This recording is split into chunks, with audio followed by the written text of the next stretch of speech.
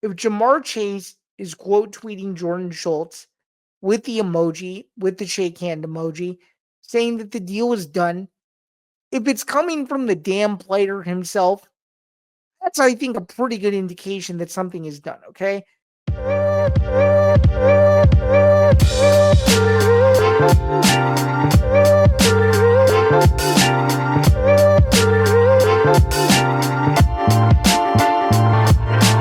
Welcome in, everyone. It's Bando's Breakdowns, episode 41. My name is Zain Bando. Thank you again for joining me. It is Wednesday afternoon. We are getting closer and closer to the end of March, and with the end of March coming to fruition very, very soon, that also means that it is almost time for one of the best times of the year, March Madness. So that's what the most of this show is going to be about today. Once we get into the overview, though, we'll get into more of what we will be discussing. But before we do all of that and so much more, just wanted to go through a few quick reminders as such as well. You can listen to Bando's Breakdowns wherever you get your podcasts, whether that's Apple Podcasts, Spotify, Acast, YouTube Premium, and so much more. You check it out all over there on the audio only side. And of course, if you're over on the video only side, thank you. And if you aren't subscribed, be sure to do that. It only takes about 5 seconds. You can do so at youtube.com/ETP Network. You can even turn on notifications so you know when all the latest episodes are dropping and such as well, whether it's this show, whether it is the football forecast off season with Anthony Ballister and Kanan, whether it's ETB Sports, which is going to be airing rather shortly, as well as some other content that's currently going on, including Hitting for the Cycle is also going to be making its return relatively soon with more consistent episodes, that is. And of course, we just did the latest edition of the MMA Outsiders. Pat Dana was back on that one. We previewed UFC London. We talked about a bunch of different news and notes in the fight world. We recapped UFC 313 because we weren't able to do so this past week together, that is. And then, of course, we also discussed the Marvin Vettori Roman Dolidze fight and a few other odds and ends on the news item spectrum. So if you want all that, so much more, to be sure to subscribe. And speaking of subscribing, you can also check out our bonus coverage, edpnetwork.substack.com. $5 a month would be greatly appreciated if you checked it out over there. You get Zain Zinger every Saturday. You get Noteworthy in the NCAA every week. You get a bunch of different articles from Grant Winsauer. He's our NFL ETB analyst that we use as well. There's also NBA analytics and so much more moving forward down the pipeline as well. That's going to be very important to keen in on as we get closer and closer into the spring or the spring fully getting underway. Of course, the summer and then eventually the fall. So again, would be very, very much appreciated as well. And of course, before we move into the crux of the show, just want to do a quick reminder that Bando's Breakdowns is presented by Playback. Stay tuned for later on in the show where you will be able to find out more about how they intertwine with what they do with us, how they're a benefit, and of course, there's going to be some teases along the way, including some potential March Madness streams. So stay tuned for our social medias to find out when all that is going to be. We're going to be talking a lot about March Madness on this episode today as we get very, very close to the NCAA tournament officially coming to fruition. When this episode comes out, some of the first 4 games will have already been concluded. There's still going to be a couple more to go by the time this releases, but in terms of the full tournament, the full shebang, it'll be starting on Thursday. So this episode is dropping at a perfect time for you to get primed for March Madness and so much more. That was a little bit of an overview of what to expect or what we're going to be discussing. So let's actually get into Zan's overview. We'll be talking about a lot of stuff. I owe everybody a quick apology. For those of you who were on the video only side, you may have been confused if you watched last week's episode 40, that when I said my bracket was right here and it was pulled up, I thought my screen was shared initially for the Big Ten tournament bracket. It wasn't. I have resolved those issues now. You will be able to see my full bracket in full screen to see who I have going to the national championship game and so much more. So let's get into that. The NCAA tournament is right around the corner. It's in a couple days. Field of 68 is set.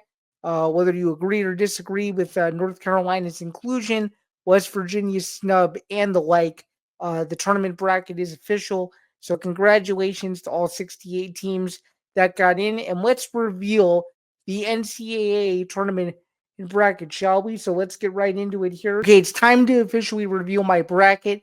Apologies to those who couldn't see my Big Ten tournament bracket this past week. We have now resolved that issue. So for those of you watching this week, you'll be able to see my NCAA tournament bracket. So without further ado, here we go. So let me pop it for you guys, and sure enough, let me just fix the layout here. There we go. So as you can see, from a lens here, I have Michigan State winning the national championship this season. It'll be the first Big Ten national title in about 2 decades. Should be a lot of fun stuff here. Let's take a look through just overall with my picks and everything, just kind of how I see this bracket shaping out to look. So as it scrolls, you should be able to see who I have. So let's go through it here really quick, as quickly as possible. Auburn over the 16 seed. Whoever gets out of that, St. Francis, Pennsylvania, or Alabama State. Um, Louisville beating Creighton. Michigan beating UC San Diego. And then Yale upsetting Texas A&M. That's my 13-4 upset that I really like. I think Yale's guards have played really well. And I just think A&M, they're a bit of a streaky team in the SEC. Can't fully trust them. But overall, though, it should be exciting there. And then, of course, Ole Miss beating the winner of San Diego State UNC, which I think UNC actually wins that one. But it doesn't matter in regards to this bracket because I think that Ole Miss will lose to Iowa State anyway. Moving right along, Iowa State versus Lincecum.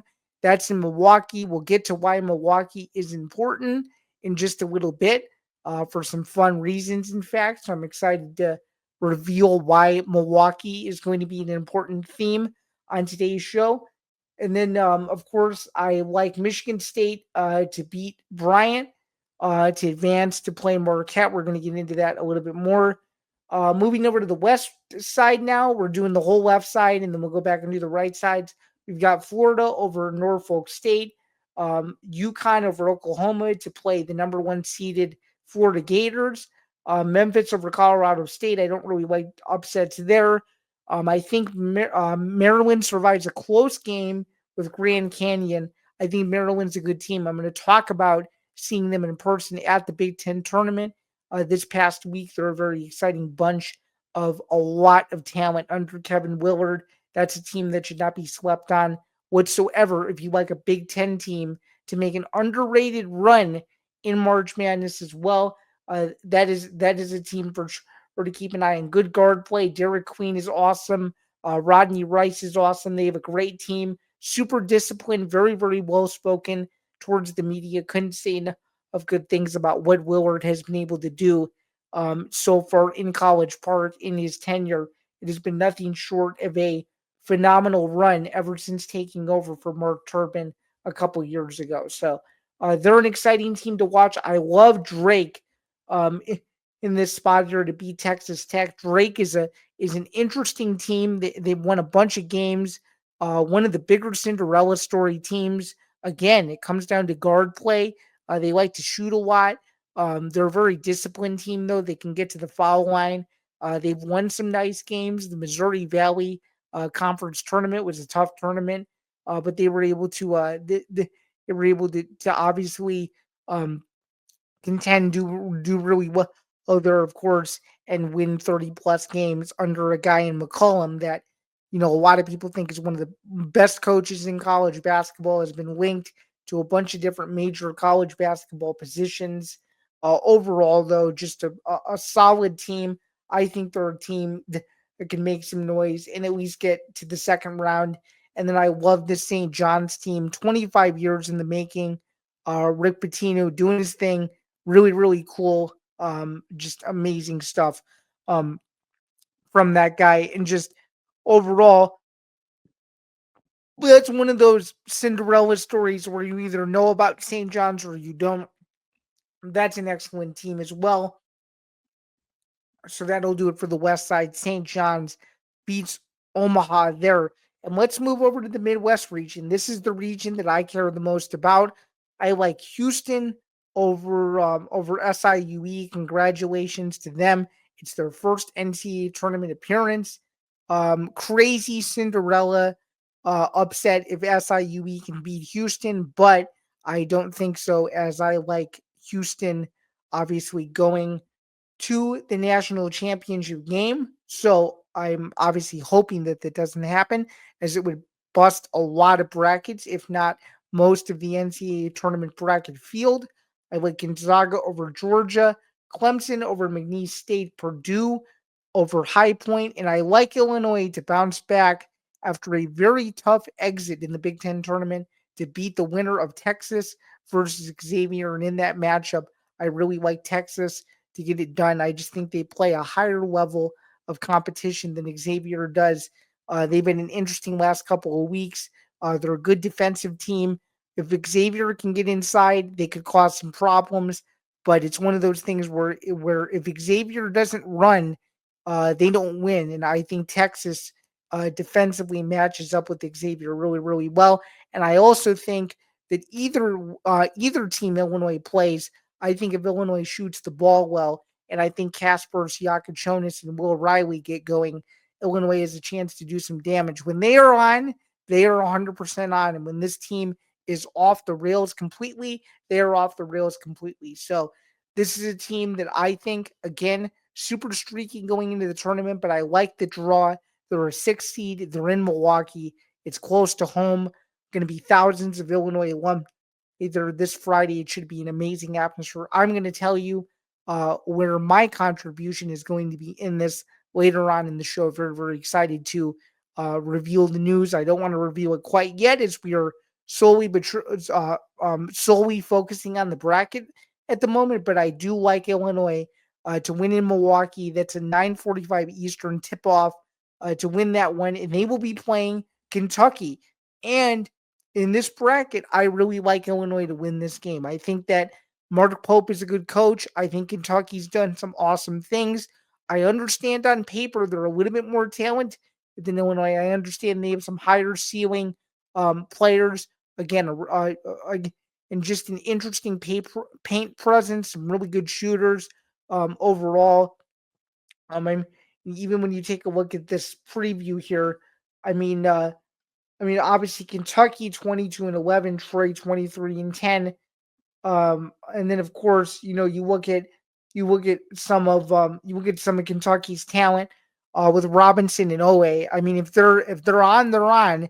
And similarly to Illinois, if they're off, they are very off. So Miles Rigsby is going to have a great game in order to pull off this upset. But I think this should be a great game. This should be a close game, and I don't think Kentucky drops to a 14 seed 2 years in a row. I think that would be absolutely tragic if that were to occur. And I think Kentucky's the better team. But I like Illinois to actually go semi decently far. I think they can win a couple games in this tournament. I think when they are 100% healthy, they are one of the most underrated teams in all of college basketball. I think they showed it in their win streak before losing in the Big Ten tournament, which included key wins against Purdue and Michigan in that stretch. And I think that that's something that people forget. When Casper Siakachonis is shooting well, when Morez Johnson is 100%, which he is now, when he's a rebounding machine, he plays great. And when this team has legs, they can be really good. And you have to remember this Tennessee team with Rick Barnes. They came to Champaign and they nearly lost. He needed a buzzer beater at the end to win a game in Champaign. That was a tough loss for Illinois. That was when Tennessee was number one at the time in December, and I'm almost positive that Illinois wants that one back. And with the potential for it to maybe be in Indianapolis, maybe be a semi home site for the second weekend in a row, I think it'd bring a lot of Illinois fans out, and I think it could be really, really exciting. So I really do like Illinois' ceiling that if they play to their full potential, they can at least win a couple of games in this tournament. If you somehow win the Tennessee game, which would be shocking, all bets are off. Obviously, um, obviously Houston would be a very difficult draw. There's a couple other draws. If you were to get past Tennessee, that you probably wouldn't want, but I think it's a safe bet to at least see that Illinois is a 6 seed, can win a couple of these games. I've seen Illinois, in some of these expert predictors, say that, oh, they're not gonna win a game in the tournament, and it's like, I understand Illinois has been streaky, and I understand that there's some recency bias involved here, but when you look at Illinois' resume, they're playing an Oregon team, or they beat an Oregon team who's a 5 seed. They beat a UCLA team who's relatively decent. They're a 7 seed, right? Then of course you got to take a look. They beat Michigan, who we're going to get to it later, but they just won. They just won the Big Ten tournament. They beat Michigan State, who's or no, excuse me, they lost twice to Michigan State. What I was going to say though was both games were close, super competitive, and Illinois had chances to win both of them. And of course, um, Illinois has experience going up to Madison to play Wisconsin. They lost that game, but Wisconsin is still a good team. So when you look at Illinois' resume, I think it's a good resume. And I think this is a team that's a very young team with a very, very high bar that they can set for themselves. They can go as far as their prognosticators want them to go. They can go as far as as Brad Underwood wants them to go, but I can tell you this: they're a team that is the furthest thing from a pushover. I can tell you that with almost 100% certainty. I like Illinois to at least win a couple of these games. So moving on, I love UCLA. Of course, UCLA losing to Tennessee there, Tennessee beating Wolford. So that is the west side of the bracket, and then we move closer into it. I've got Florida, Maryland, or excuse me, um excuse me, I actually made an error here. I like Florida to beat Maryland, and then Florida to play St. John's. So I actually like the ones and twos. The ones and twos, of course, making a deep run, and then of course Tennessee beating Illinois, and then obviously you get to the Final Four. So this is all obviously extremely exciting stuff. So that's my bracket. And again, Final Four, two twos, two ones, Michigan State versus St. John's, Duke versus Houston. 132 is my tiebreaker. The Big Ten wins a national championship in San Antonio on April 7th. So, and that is my final. This is not only my final, this is also the ETB bracket. We just put the link out. It was yesterday morning. So go check it out if you want to play against us. The link is free. Your deadline is until Thursday morning, at around 11. I'm pretty sure 11:15, somewhere in there. So if you want in, get in as fast as you can, because those brackets are going to close when the first game officially begins. So keep that in mind. The madness is officially upon us, and I love the Big Ten to get it done in the national championship. Somewhat of a biased pick, I know, is there the conference that I focus the most attention on, both here on this very show as well as in my own other spaces from a writing standpoint as well. So you can hate me all you want, but I really do think that when this Michigan State team is good, they are the best team in the country, or at least one of them. And when they can get on a run, they are tough to beat. And I think that Tom Izzo picture, which we'll get to in a little bit as well, added some good luck to the Michigan State Spartans. So we're going to move on now. We're going to stop sharing my screen. Uh, thanks for um, bearing with me there. Very, very much appreciated, of course. And we are going to officially move on to a couple of other items. We kind of went through this already. We kind of went through the whole bracket. And of course, we kind of went through some of these other things that I meant to pop, but it made it more confusing. So just to clarify, on the video only side, I gave you my first round upset. There were a couple I had in there. I gave you my first round sleeper. You could say that was arguably Illinois.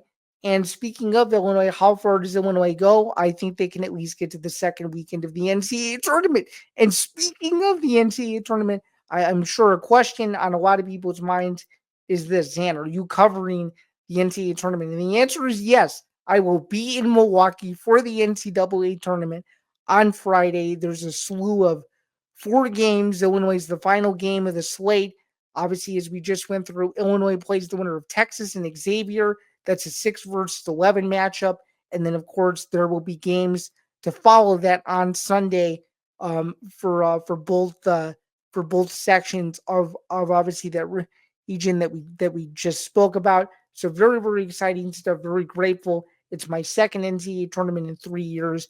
Good to be back on the road again. Pfizer Forum. If you were in the building, please be sure to say hello. It should be a blast. It should be a sea of orange. It'll probably be the majority orange, I would assume. I mean, Iowa State is relatively close. You got to drive a little bit, but still, only being about an hour and a half away from my house, Champaign about 2.5 to 3 hours away from Milwaukee, should be a good drive for everyone that's coming in to either watch and or cover the NCAA tournament. So the answer is yes. I am covering the NCAA tournament, and um, I can also tell you that if Illinois can get out of the first weekend, you will see me back for the second week and then hopefully beyond. I'm hopefully going to be following this team for as far as they can get.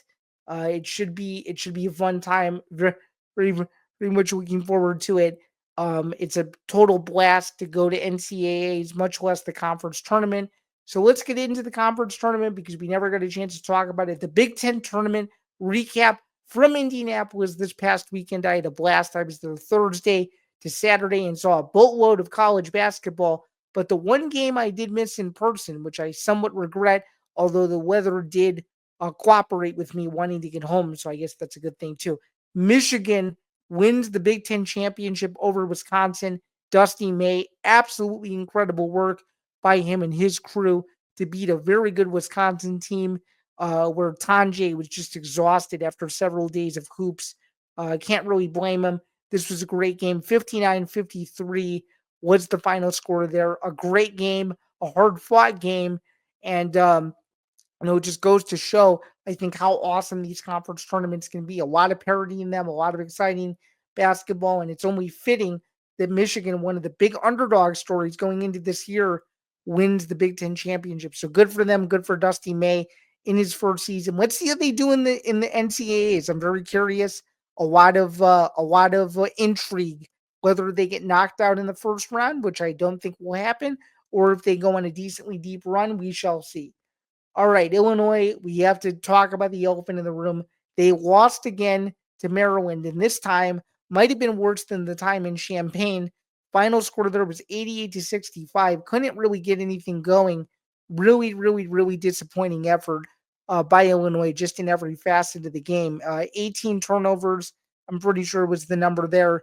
Maryland protected the ball while Rodney Rice had had a huge game, a 20 plus point performance. Game was really over before it even started. Again, a tough blow, but a huge learning experience. I think I'm not going to say they needed a loss, but they needed a huge reset.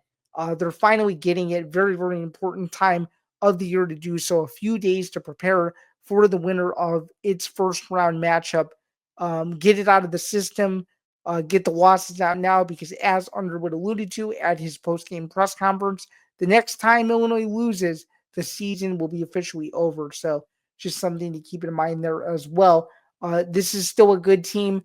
Could they have defeated Maryland had they hit their shots? Yes, but still, though, this is a team in Maryland that I think is very good and has a chance, of course, to make some noise. And I just have to bring this up. Yes, Michigan State is still legit. There's questions as to whether their dream season has ran out. I don't think so. I think Wisconsin, it was about momentum. They got hot at the right time.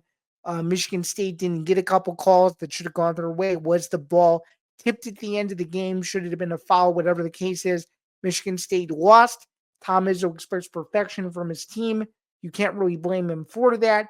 And yeah, I do think they're legit, and I think they have a favorable path to go all the way. And the biggest tournament surprise to me, 100%, was Rutgers' downfall. I thought they could have at least won the USC game, maybe one more game in this conference tournament, but the way they fell off, very, very disappointing end of their season. And another big tournament surprise to me was Fran McCaffrey in Iowa parting ways. It's going to be a much shorter answer here, but I think Fran McCaffrey is a good coach. I just think his time ran his course.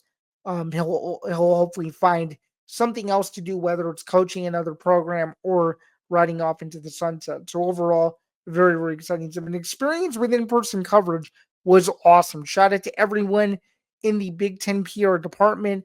Very, very nice venue. Gamebridge Fieldhouse was fantastic. Pretty much had everything you could ever want there as a media member. Very, very cool stuff.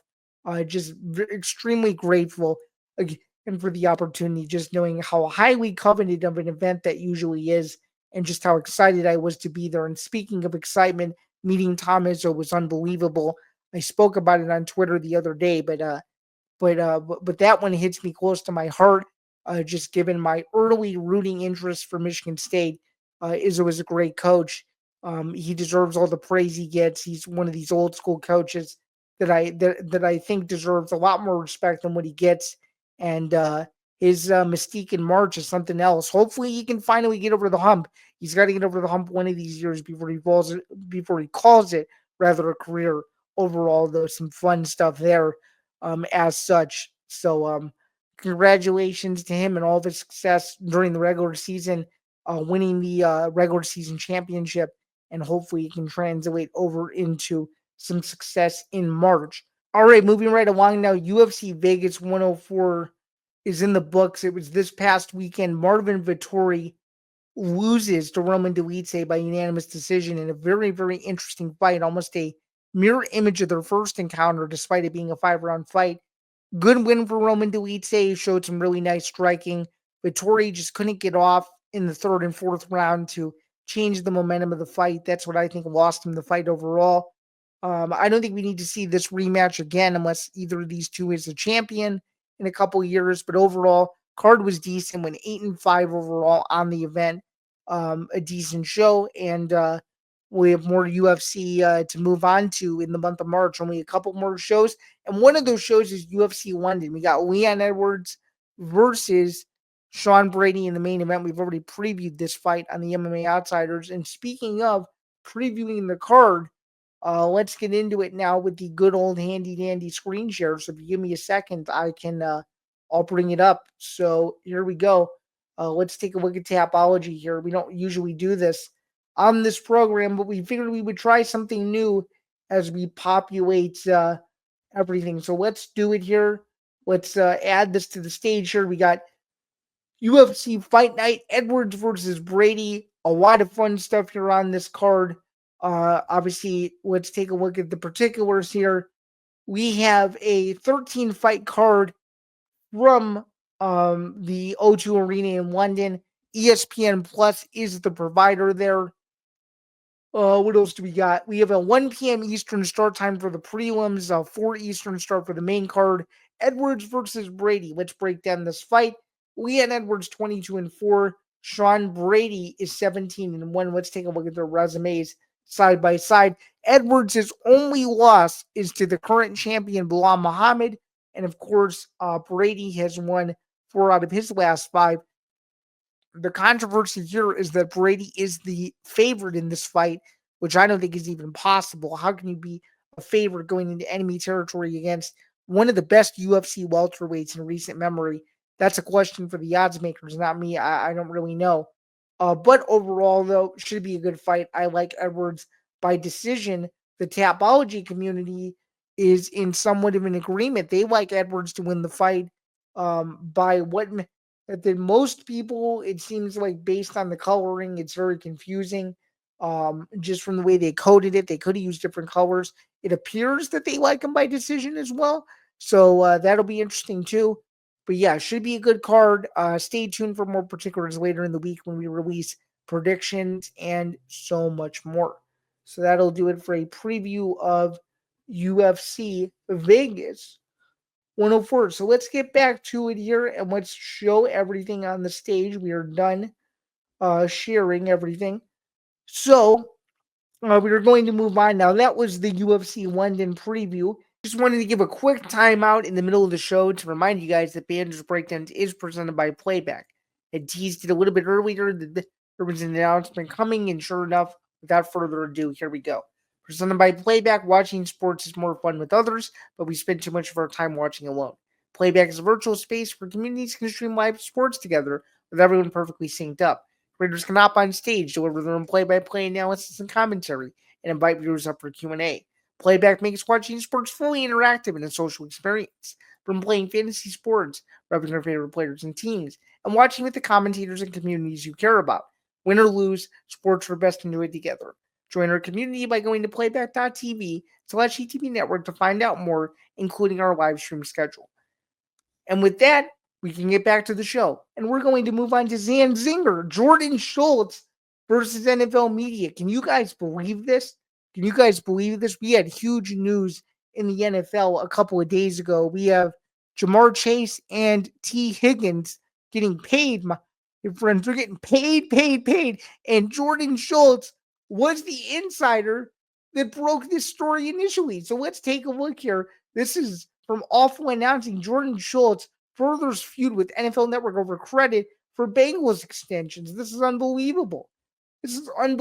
So, in case you guys don't know, Schultz was the one to break the news. It was a late night breaking news dump, if you will.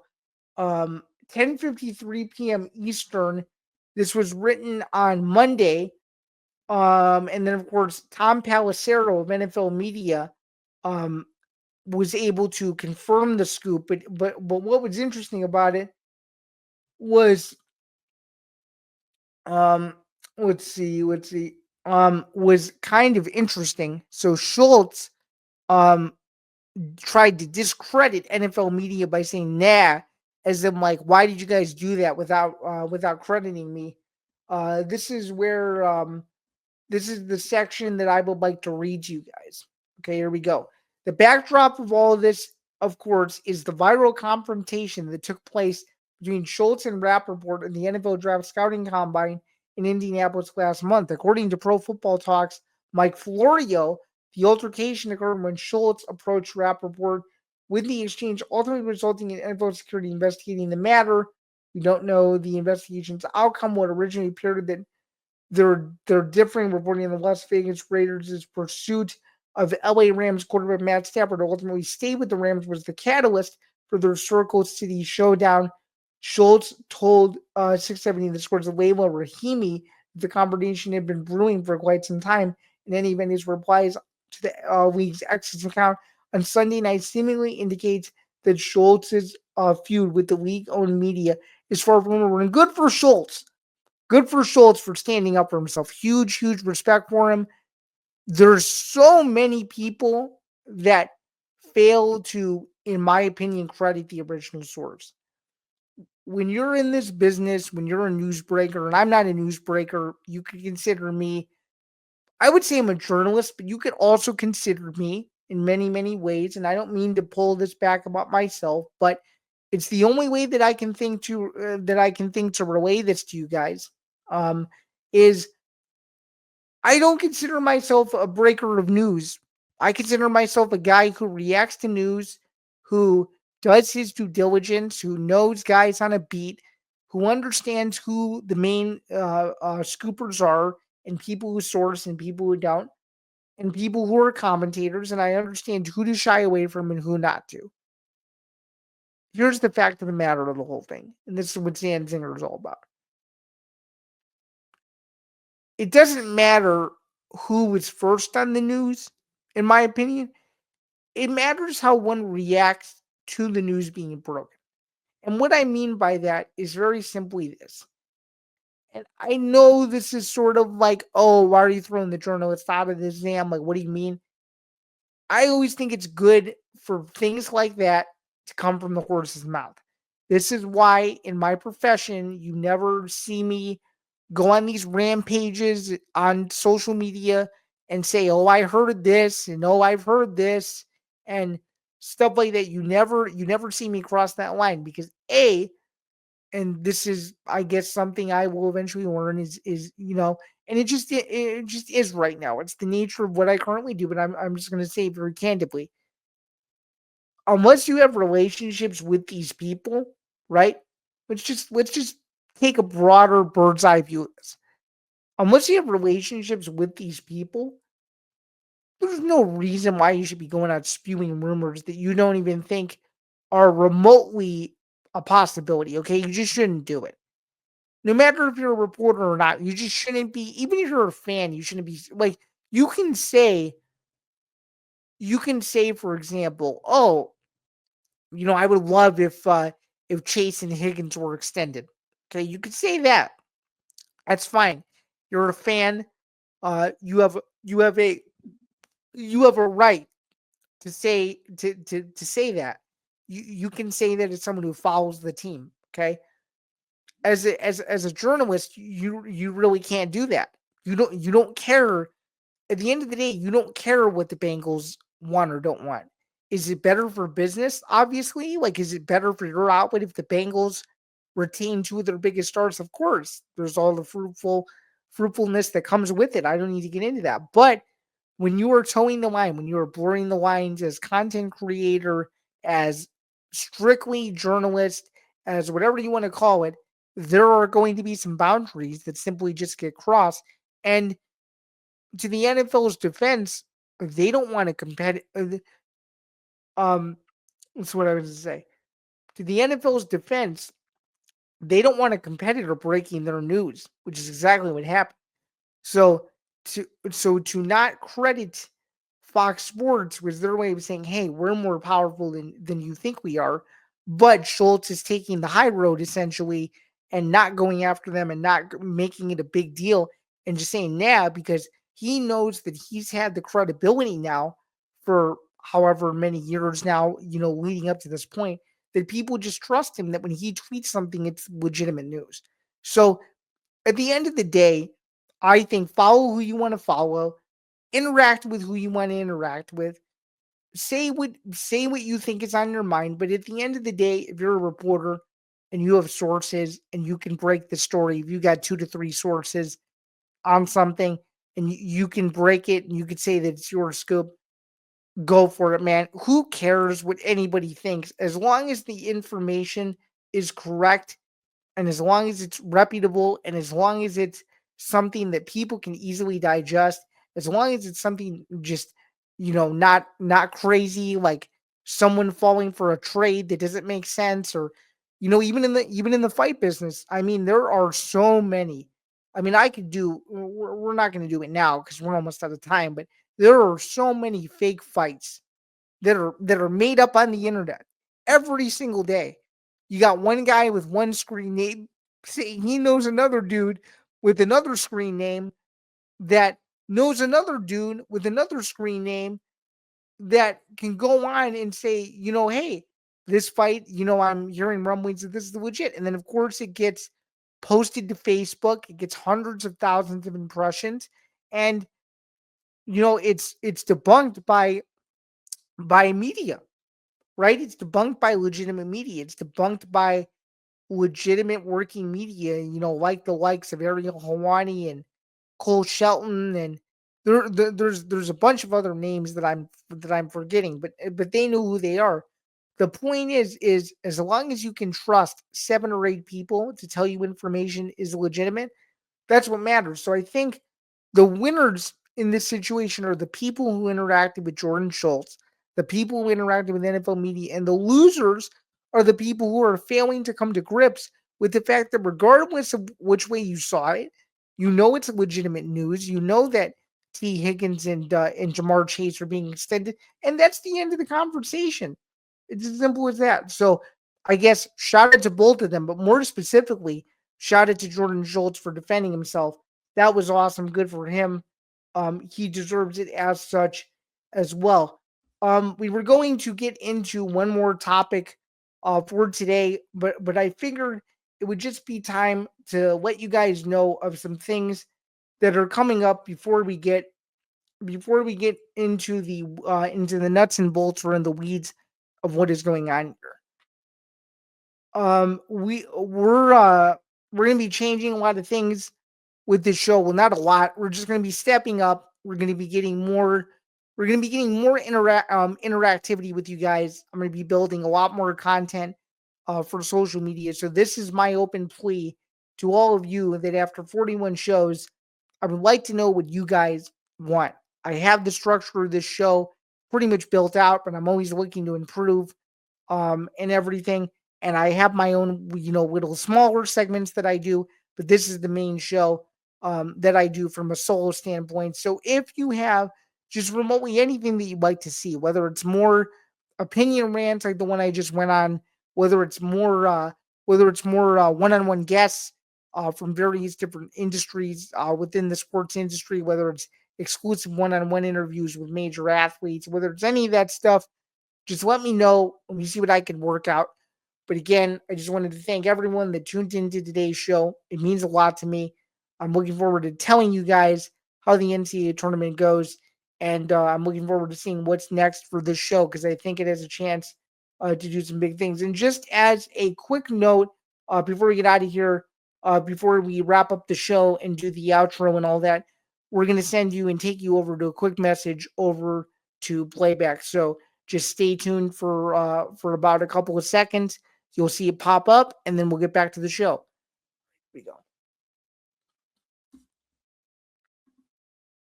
1, 2, 3, 4, 5. Okay. We're moving to Zan's errors. We really didn't have any errors today. Just to do a quick restart for something, but otherwise, no errors today. A good show overall. Some exciting stuff along the way as I started to tease. Didn't want to get too much into kind of everything that I'm thinking just in terms of just overall the immediate future of this thing because I think it has a chance to be really, really exciting. So just wanted to get that out of the way. So no errors this week. That's going to do it though for Bando's breakdowns. Again, just as a quick reminder before we get out of here, that you can listen to Bando's breakdowns or your podcast. Again, Spotify, Apple Podcasts, Acast, so much more, all that stuff. Very, very important that you guys check all that out. It helps me out a lot and it helps out the algorithm. Add me to your RSS feeds.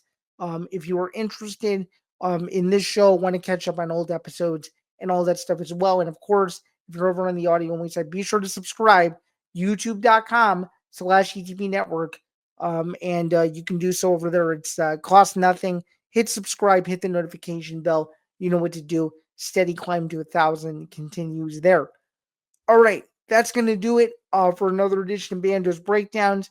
This has been episode 41. Thank you so much for tuning in to today's show. It's greatly appreciated. Enjoy March Madness. Enjoy the rest of your week. Enjoy the warmer weather to come. Hope you had a great St. Patrick's Day. And I will see you guys soon. Have a good one.